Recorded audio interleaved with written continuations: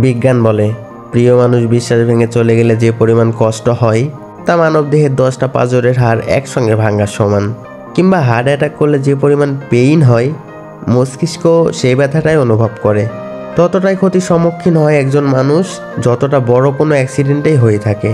অথচ কি আশ্চর্য বিষয়, ভয়ঙ্করভাবে কারো হৃদয় ভেঙে ব্যথা দেওয়ার পরেও নিজের প্রতি সামান্য লজ্জাবোধ বা রিগ্রেট না নিয়ে বেঁচে থাকে কিছু মানুষ। মাঝে মাঝে আমার জানতে ইচ্ছে করে কারো জীবনে এতটা অসহনীয় ব্যথা উপহার দিয়ে কিভাবে রাতে শান্তিতে ঘুমায় তারা। মানুষ বলেই বোধহয় সম্ভব। কারো হৃদয় ভাঙার মতো অপরাধ করতে তাদের বিবেকেও বাধে না। আদালত কাউকে হৃদয় ভাঙার অপরাধে সাজাও দিতে পারে না, কারণ লোকচক্ষুর অন্তরালে ঘটে যাওয়া সাক্ষী ছাড়া অপরাধগুলোকে আমরা অপরাধ বলে মনেই করি না। কিছু মানুষ নীরবে সব কিছু সয়ে যায়। একমাত্র সেই মানুষটাই জানে প্রতিটা মিনিট প্রতিটা সেকেন্ড কিভাবে ব্যথা লুকিয়ে বাঁচতে হয়, নিজের ভেতরে কতটা ট্রমা নিয়ে স্বাভাবিক জীবনযাপন করার অভিনয় করে যেতে হয়।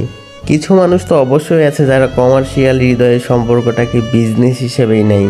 তারা অভিনয় করতে খুব ভালোই জানে। সেনসিটিভ মানুষগুলো একটু বেশিই কষ্ট পায়। তারা না পারে সহ্য করতে, না পারে কাউকে বলে একটু হালকা হইতে। দিন শেষে কিছু মানুষ হয়তো রিকভার করে নেয়, তবে কেউ কেউ সারা জীবনের জন্যই মানসিক রোগী হয়ে বেঁচে থাকে। ওই সব মানুষগুলোকে আমি একটা মেসেজ দিতে চাই, এই দিন কিন্তু দিন নয়, এই দুনিয়াটাও কিন্তু চিরস্থায়ী নয়।